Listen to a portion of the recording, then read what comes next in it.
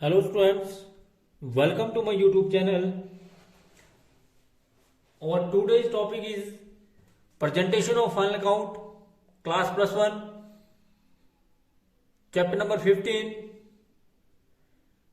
Part second. किस प्रकार से आप करेंगे इसको प्रेजेंटेशन ऑफ फाइनल अकाउंट में। तो किस प्रकार से पिछले चैप्टर के अंदर मैंने पिछली वीडियो के अंदर आपको बताया था कि अरेंजमेंट और marshalling of asset and liability. Asset and liability are present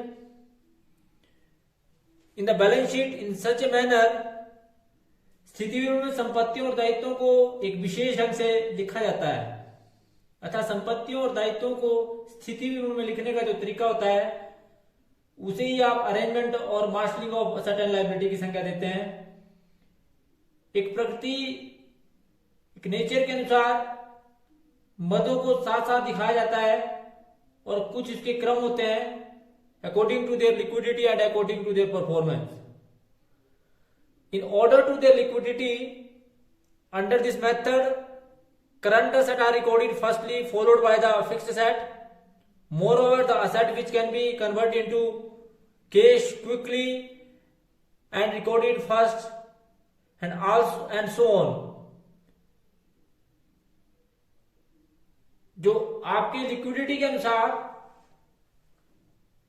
सबसे पहले चालू संपत्तियों को लिखा जाता है, उसके बाद स्थायी संपत्तियों को, अर्थात जिन संपत्तियों को शीघ्र अति शीघ्र जो है रोकड़ में परिवर्तित किया जाता है उन्हें पहले दिखाया जाता है। उसके पश्चात उससे कम तरल संपत्तियों को जैसे रोकड़ को सबसे पहले दिखाया जाता है, फिर बैंक को दिखाया जाता है, फिर डेटर को दिखाया जाता है और इसी प्रकार से स्टॉक को, और अंत में जो है आप जो है गुडविल जैसी संपत्तियों को दिखाते हैं। In order to their liquidity balance sheet जब आप बनाते हैं तो ऊपर लिखते हैं balance sheet of as on, left hand side liability side, फिर अमाउंट इन रुपीज, फिर असेट, फिर अमाउंट इन रुपीज। सबसे पहले अगर लायबिलिटी साइड की बात करें तो लिक्विडिटी फॉर्म में सबसे पहले बैंक ओवरड्राफ्ट को दिखाया जाता है, फिर बिल्स पेबल, फिर सन्डी क्रेडिटर्स, फिर आउटस्टैंडिंग एक्सपेंसेस, फिर income received in advance, loan, फिर कैपिटल, फिर ऐड करते हैं नेट प्रॉफिट और लेस करते हैं ड्रॉइंग।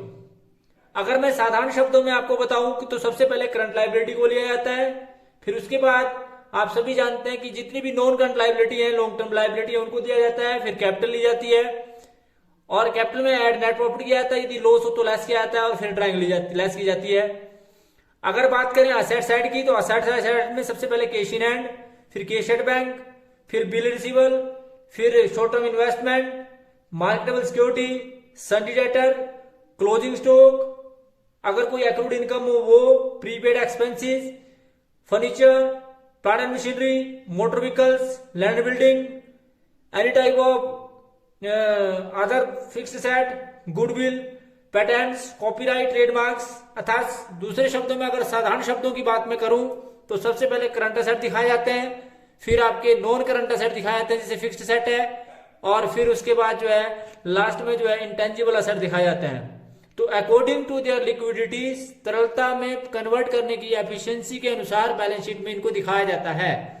उसके बाद अगर सेकंड पार्ट की बात करें, in order to their performance, in order to their performance ये कहा जाता है कि इस क्रम के आधार पर जिस संपत्ति को रोकड़ में अंत में परिवर्तित किया जाता है या परिवर्तन करने में अधिक समय लगता है उसे स्थिति विवरण में सबसे पहले दिखाया जाता है, और जिस संपत्ति को शीघ्र ही रोकड़ में परिवर्तित किया बदला जा सकता है उसको सबसे बाद में दिखाया जाता है।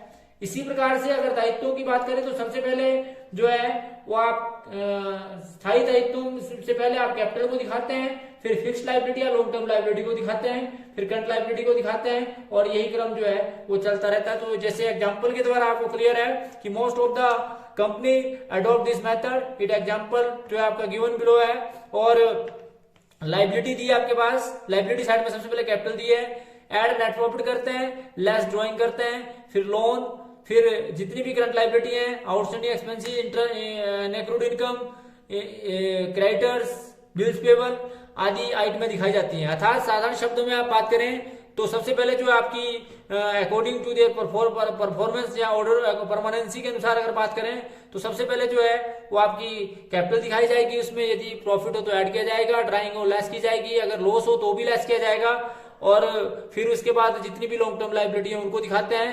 फिक्स लाइबिलिटी को दिखाते हैं और उसके बाद अंत में जो है करंट लाइबिलिटी दिखाते हैं। अगर असेट साइड की बात करें तो सबसे पहले फिक्स्ड एसेट दिखाते हैं जिसमें गुडविल, पैटर्न्स, कॉपीराइट है। फिर फिक्स्ड एसेट दिखाते हैं land and building, plant and machinery, furniture, fixtures, वो वर्क इन प्रोग्रेस जितना भी काम हो, कोई भी या कोई भी इक्विपमेंट हो, ऑफिस इक्विपमेंट, मोटर व्हीकल्स हो, उसको दिखाते हैं। उसके बाद करंट असेट दिखाते हैं जैसे stock, sundry debtors, bill receiver, prepaid expenses, accrued income, short term investment, cash at bank और कैश इन हैंड। तो इस प्रकार से जो है according to their liquidity and according to their performance जो है वो की जाती है। क्या की जाती है जी, हम जो है जब भी कभी बैलेंस शीट बनाते हैं तो according to their liquidity and according to their performance जो है मार्शलिंग किया जाता है असेट एंड लायबिलिटी का। उसके बाद हम जो है इसके मेथड्स पढ़ेंगे कि कौन कौन से मेथड्स के द्वारा जो है वो फाइनल अकाउंट को प्रिपेयर किया जाता है। उसके बाद जो है फाइनल अकाउंट को करने के मेथड्स क्या है, method for presenting of final account. तो from the format point of view से अगर मेथड्स की बात करें तो आप सभी जानते हैं कि इसको 4 भागों में बांटा जाता है। तो 4 भागों के अनुसार जो है वो फाइनल अकाउंट जो है प्रिपेयर किए जाते हैं, जिसमें हम जो है पहली फॉर्म जो पढ़ेंगे हॉरिजॉन्टल फॉर्म के अनुसार पढ़ेंगे, क्योंकि अंतिम खाते तैयार करने के लिए कुछ प्रारूप दिए गए हैं और इनका प्रस्तुतिकरण करने की भी कुछ विधियां होती हैं। तो इसके प्रस्तुतिकरण की जो सबसे पहली विधि है प्रेजेंटेशन ऑफ फाइनल अकाउंट की, तो वह है आपका हॉरिजॉन्टल फॉर्म। हॉरिजॉन्टल फॉर्म के अनुसार आप सभी जानते हैं कि अधिकतर जो व्यवसाय होते हैं वो अंतिम खाते इसी विधि के अनुसार बनाते हैं और इस विधि को में ही जो है वो ट्रेडिंग अकाउंट और प्रॉफिट एंड लॉस अकाउंट जो है वो बनाया जाता है। इस विधि को जो है टी फॉर्म कहा जाता है, क्योंकि आप सभी जानते हैं account is has a T form, left hand side is of an account is called debit side and right hand side of an account is called credit side. तो under this method the final account are prepare in a T form like an account, left hand side and right hand side it is left hand side is called debit side and right hand side is called credit side, जिसमें all expenses and losses are debit and income and gains are credit. Difference of two side of the profit and loss account, तो in the same way जो balance sheet जो है उसकी भी 2 side होती है, एक लाइबिलिटी एंड कैपिटल साइड और दूसरी asset side. Left hand side जो होती है वो कैपिटल एंड लाइबिलिटी साइड होती है और राइट हैंड साइड जो है वो एसेट साइड होती है। तो हॉरिजॉन्टल फॉर्म जो है वो बहुत इंपॉर्टेंट फॉर्म है। इसी फॉर्म के अनुसार जो है वो +1 के अंदर आप जो है वो फाइनल अकाउंट बनाते हैं। तो क्योंकि मैंने आपको बताया कि मेनी कंपनी जो है जो सोल ट्रेडरशिप की ज्यादातर कंपनियां होती हैं वह टी फॉर्म में ही अकाउंट को प्रिपेयर करती हैं और +1 के अंदर हम टी फॉर्म को ही जो है अडॉप्ट करते हैं। तो किस प्रकार से जो टी फॉर्म के अनुसार जो है वो बैलेंस शीट को प्रिपेयर किया जाता है, दैट इज इंपॉर्टेंट। या ट्रेडिंग अकाउंट को किस प्रकार से प्रिपेयर किया जाता है, तो ट्रेडिंग अकाउंट में जैसे आपको पता होना चाहिए कि सबसे पहले लेफ्ट हैंड साइड जो भी अकाउंट नाम बनाते हैं उस अकाउंट का नाम trading profit and loss account for the year ended, left hand side का debit side and right hand side is called credit side. पहला कॉलम पर्टिकुलर का, फिर amount in rupees, particular amount in rupees. तो 2 opening stock से start करते हैं, फिर purchase दिखाते हैं, मैन्युफैक्चरिंग एक्सपेंसेस दिखाते हैं, कोई भी डायरेक्ट एक्सपेंसेस को सारे को दिखाते हैं और क्रेडिट साइड में बाय सेल और क्लोजिंग स्टॉक को दिखाते हैं। यदि क्रेडिट साइड का टोटल ज्यादा है तो आपके पास ग्रोस प्रॉफिट आता है और यदि डेबिट साइड का टोटल ज्यादा है तो आपके पास ग्रोस लॉस आता है। फिर इस ग्रोस प्रॉफिट को आप क्रेडिट साइड में ले जाते हैं। प्रॉफिट एंड लॉस अकाउंट में वहां जितनी भी इनकम हो उनको दिखाते हैं और जितने भी खर्चे हैं इनडायरेक्ट एक्सपेंसेस हैं जैसे selling and distribution expenses, general administrative expenses, financial expenses, selling expenses, miscellaneous expenses, उन सबको जोड़ा जाता है। तो क्रेडिट साइड का टोटल यदि ज्यादा है तो जो आपके पास आता है उसको नेट प्रॉफिट बोलते हैं, इससे आप कैपिटल अकाउंट में ट्रांसफर करते हैं। तो किस प्रकार से trading and profit and loss account horizontal form में बनाया जाता है, उसके बाद किस प्रकार से बैलेंस शीट हॉरिजॉन्टल फॉर्म में बनाई जाएगी वो हम आपको बताएं। बैलेंस शीट को हॉरिजॉन्टल फॉर्म में बनाने के लिए ऊपर लिखते हैं balance sheet as on left hand side liability side, amount in rupees, asset right hand side asset side और अमाउंट इन रुपीज। अगर आप लिक्विडिटी फॉर्म में बनाते हैं तो सबसे पहले करंट लायबिलिटी, फिर bank overdraft, सन्डी creditors, outstanding expenses, fixed liability, long term liability, reserve, फिर कैपिटल, एड नेट प्रॉफिट और लेस ड्राइंग। इसी प्रकार से असेट साइड की बात करें तो करंट असेट में सबसे पहले cash in hand, short term investment, sundry debtors, closing stock, prepaid expenses, fixed asset, furniture, machinery, building और गुडविल। इस प्रकार से वर्टिकल फॉर्मेट में हॉरिजॉन्टल फॉर्मेट के अनुसार बैलेंस शीट और trading and profit and loss account बनाया जाता है। It is very much clear here, +1 के विद्यार्थियों को क्लियर बता दिया जाता है कि +1 के अंदर आप जिस फॉर्मेट को अपनाते हैं वह आपका हॉरिजॉन्टल फॉर्मेट ही है और हॉरिजॉन्टल फॉर्मेट के अनुसार ही आपने जो है ये trading and profit and loss account और बैलेंस शीट बनानी है। उसके बाद अगर वर्टिकल फॉर्मेट की बात करें तो वर्टिकल फॉर्मेट के अनुसार ये कहा जाता है वर्टिकल फॉर्मेट मेथड का जो है वो generally as compare to horizontal format जो है वो कम यूज किया जाता है। तो वर्टिकल फॉर्मेट के अनुसार जो है वो किस प्रकार से बनाएंगे, वर्तमान समय में लेखांकन का कार्य जो है कंप्यूटर के माध्यम से अधिक होने लगा है और अधिक होने के कारण क्या होता है कि खातों को जो है वर्टिकल फॉर्मेट में अधिक लोकप्रिय माना जाता है। और वर्टिकल फॉर्मेट का मैंने जैसे आपको बताया कि +2 के अंदर और हायर क्लासेस के अंदर आप वर्टिकल फॉर्मेट को ही अडॉप्ट करेंगे।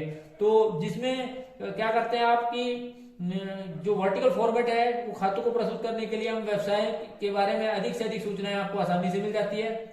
व्यापारी लाभ हानि खाता एक विवरण के रूप में तैयार करता है। जो व्यवसाय में कुल लाभ होता है जानने के लिए, बिक्री की राशि को जानने के, जो कुल लाभ को जानने के लिए हम सेल में से कॉस्ट ऑफ गुड्स सोल्ड घटा देते हैं तो हमारे पास कुल लाभ आ जाता है। फिर कुल लाभ में से जितने भी इनडायरेक्ट एक्सपेंसेस को घटा देते हैं तो हमारे पास शुद्ध लाभ आ जाता है। फिर हम बैलेंस शीट की बात करें तो बैलेंस शीट में भी हम करंट असेट में से करंट लायबिलिटी घटाकर जो है वो वर्किंग कैपिटल के बारे में भी जान सकते हैं। और कैपिटल और असेट के जो है कुछ एक फॉर्मेट बनाए गए, उसी फॉर्मेट के अनुसार इसको दिखाया जाता है। तो वर्टिकल फॉर्मेट को बनाने का मेन मोटिव होता है कि आधुनिक युग में जो अधिकतर कार्य है जो है वो कंप्यूटर के माध्यम से किया जाता है। तो in this method trading and profit and loss account is prepared in the form of statement to know the gross profit, cost of goods sold deduct की जाती है सेल में से।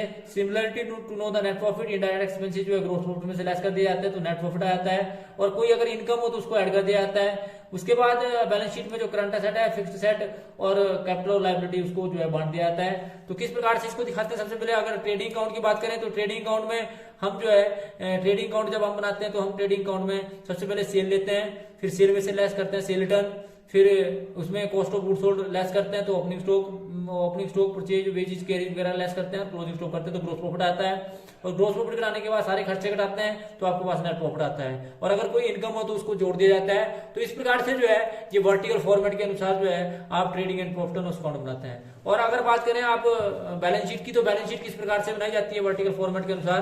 तो बैलेंस शीट बनाने के लिए आप सभी जानते हैं कि आप सबसे पहले ऊपर लिखते हैं बैलेंस शीट एज ऑन, और सबसे पहले असेट आते हैं, फिर करंट असेट में सारे करंट असेट ले लेते हैं और अगर कोई प्रोविजन हो डेटर पर उसको उठा दिया जाता है। और करंट असेट में के बाद हम फिक्स असेट लेते हैं, फिर हम फिक्स असेट का टोटल करते हैं, टोटल असेट आ जाता है हमारे पास। फिर उसमें से हम लायबिलिटी साइड जाते हैं तो लायबिलिटी एंड कैपिटल साइड, तो जिसमें करंट लायबिलिटी लेते हैं और सबसे पहले फिर करंट लायबिलिटी की जितनी भी आइटम उनको लेते हैं, टोटल करंट लायबिलिटी को लेते हैं, फिर फिक्स लायबिलिटी लेते हैं, फिर कैपिटल लेते हैं और कैपिटल में नेट प्रॉफिट करते हैं और टोटल करते हैं तो असेट साइड का टोटल जो है वो लायबिलिटी साइड के टोटल से आता है। तो वर्टिकल फॉर्मेट के अनुसार जो है वो किस प्रकार से trading and profit and loss account और बैलेंस शीट बनाई जाती है वो आपने देखा।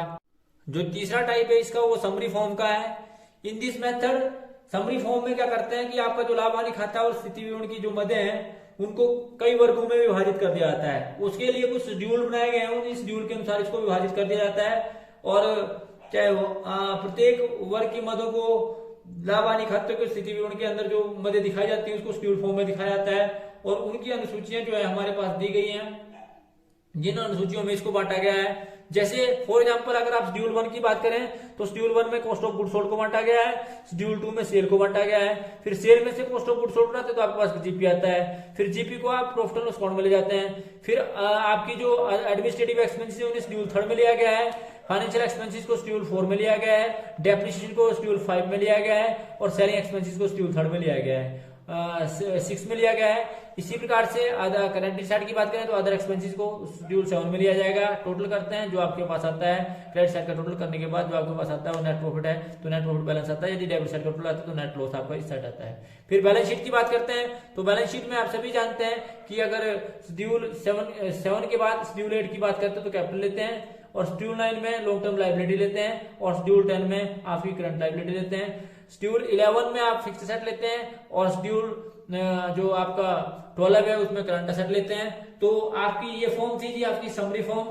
समरी फॉर्म के बाद जो आपकी लास्ट फॉर्म है वो एक्सप्लेनेशनरी फॉर्म है। तो एक्सप्लेनेशनरी फॉर्म में आप सभी जानते हैं कि अंतिम खातों को जो प्रस्तुत करने का जो तरीका होता है ये नेचर के ऊपर डिपेंड करता है। और अंतिम खाते की जो कुछ संपत्तियां क्या करती हैं कि नेचर के अनुसार जो है, जैसे कुछ उत्पादन विक्रय या profit before tax, profit after tax, capital expenditure या नेट इनकम, करंट असेट और करंट लायबिलिटी का डिफरेंस आदि से संबंधित होती है। और अंतिम खाते उसकी रुचि के अनुसार यानी कि पक्षकार की रुचि के अनुसार जो है वो बनाती हैं, तो जिसके अनुसार जो है इसको प्रेजेंट किया जाता है। तो ये सारी बातें जो थी वो थी कि एक्सप्लेनेशनरी फॉर्म में जो है किस प्रकार से जो इसको प्रेजेंट करते हैं। दैट मीन्स कि it depend upon the nature of the fund account, कि कंपनी अटैच कौन see various important information company को चाहिए, और इन्फॉर्मेशन जो है वो रिलेटेड टू प्रोडक्शन है या सेल है या प्रॉफिट बिफोर टैक्स है, प्रॉफिट आफ्टर टैक्स है, कैपिटल एक्सपेंडिचर है, ऑर्डर है, ऑर्डर रिसीव है, सप्लाई गुड्स है, इनकम नेट इनकम है, वर्किंग कैपिटल है, क्लेम है शेयर होल्डर का, या it helps to various interesting party to the asset and the financial position and the growth of the business early. तो इस प्रकार से ये कहा जाता है कि ये जो आपकी 4 फॉर्म थी, जिसमें हॉरिजॉन्टल फॉर्म के अनुसार आप +1 के अंदर करेंगे, वर्टिकल फॉर्मेट को हायर क्लासेस के अंदर किया जाता है क्योंकि ये कंप्यूटर के लिए बड़ी इंपॉर्टेंट है। आधुनिक युग में अधिक कार्य जो है कंप्यूटर के द्वारा किया जाता है, फिर समरी फॉर्म और फिर एक्सप्लेनरी फॉर्म। तो thanks for watching the video, please like, comment and subscribe my channel. Thank you.